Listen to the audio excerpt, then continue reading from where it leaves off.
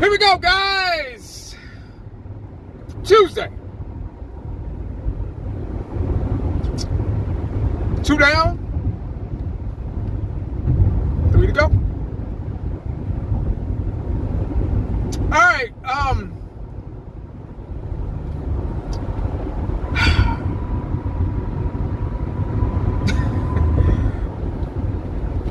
I don't even know where to start.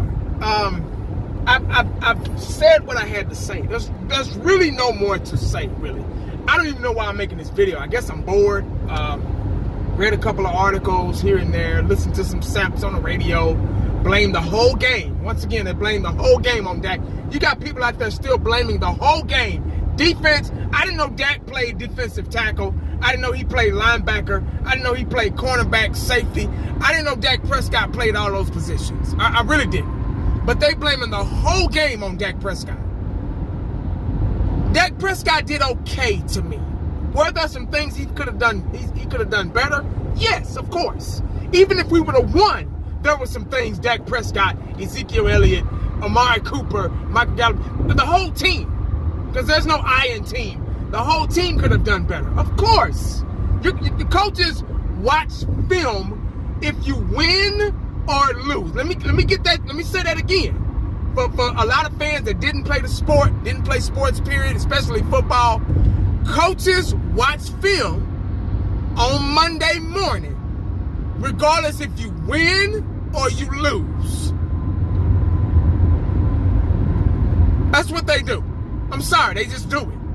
So for y'all, the Cowboy fans out there that don't like to hear anything negative about the Cowboys, go talk. Y'all must didn't play football, because I guarantee you that Monday morning after that win or loss, Friday or Saturday night, whenever you played, y'all was watching film and they were going over, analyzing what you could have done better.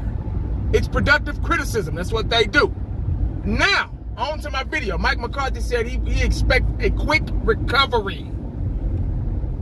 A quick recovery this Sunday against the Falcons. Early game, 12 o'clock game.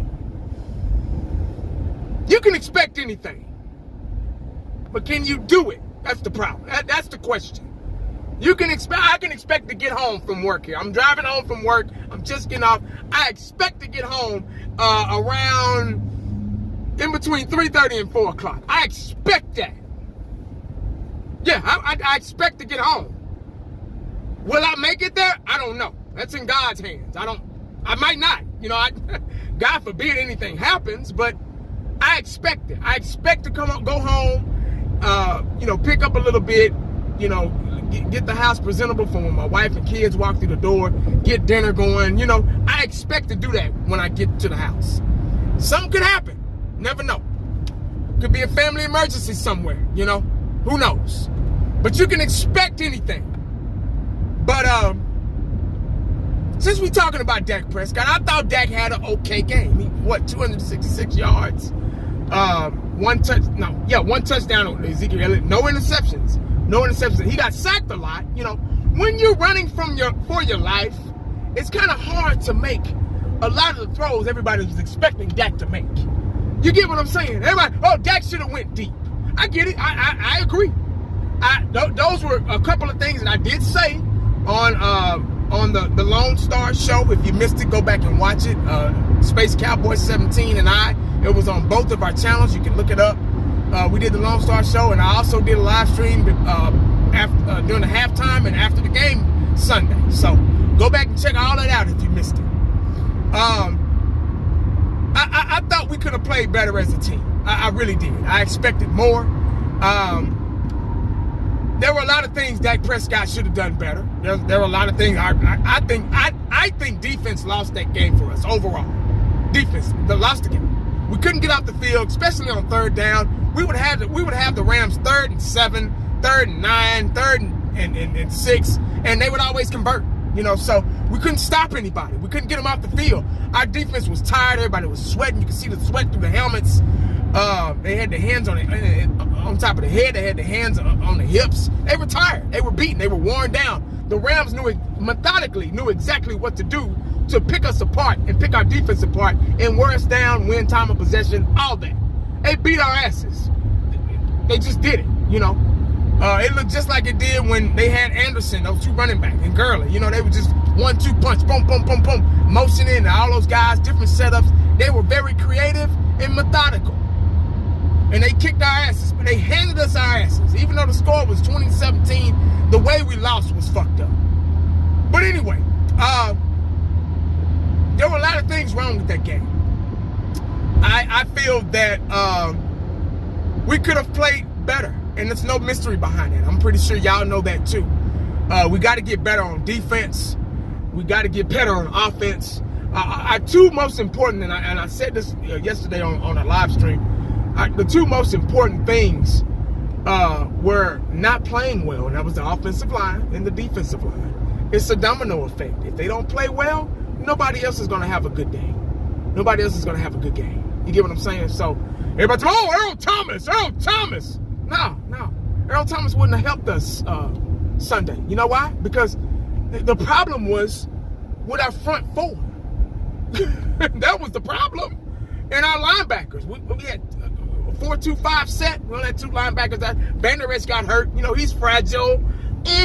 He's sissified and fragile. So, you know, you touch him, you blow, you sneeze on him. Oh, my collarbone. You know, it just, we ain't got time for that, man. We got to get some guys. We got to get some guys in here going to play. I like Van Der Esch and everything. I hate to talk bad about him, man, but goddamn, we just got you back from your neck injury, you know, and now it's the collarbone. I can see if it was the neck again, but now it's the collarbone. I'm like, I know all that shit connects, but goddamn, really, we need you, man. And Sean Lee, you know, we're too fragile. We got to get some tough, hard-nosed, old school, in the hood type cats up on this team, man, for real. But the catch, that catch by Michael Gallup, I thought that was a catch. They were both tagging, playing freeze tag and shit with each other. They were going back and forth. Ramsey was already beat.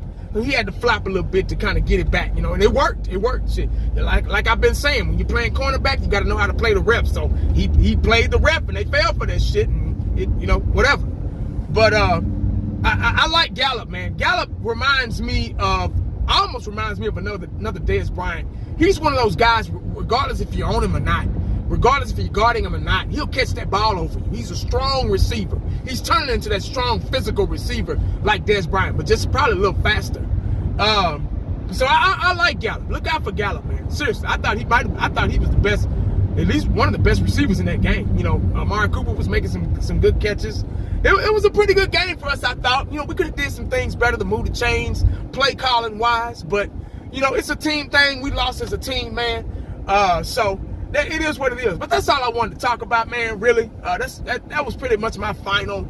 Because, you know, it takes a couple of days to really get over a game. It takes a couple of days to really go back and look and think about, you know, what you might have said or how you might have felt at that time. I still feel the same, but, you know, it is what it is. We lost, you know. And it's time to move on to Atlanta. I think, are they here? I'm not sure. I hope it's here. Shit. But Mike McCarthy hoping that it'll get, you know, turn around real quick. You can hope all you want, you know, but you got to get out there and do it. You got to get out there and execute. You can call every play in the book, but you got to execute them. You get what I'm saying? And y'all can keep blaming Dak if you want, but this defense is horrible right now. After, you know, what's his name? Alden Smith was our best player, and he hasn't been playing for 5 years.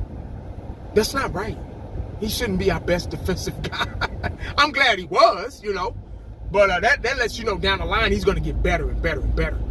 He kind of reminded me of Randy Gregory out there. He was really just all over the place, man. He was what D-Law used to be, you know. D-Law's not that, and he had one tackle.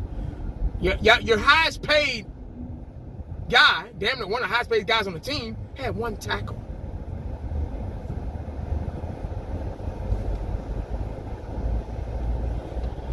Anyway, guys, make sure you stay cowboyed up and prayed up, because you never know what the day is going to bring you. How to make you boy!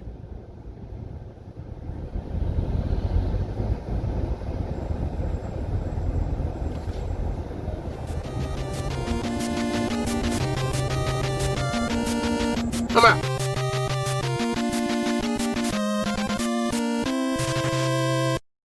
And the only thing else I can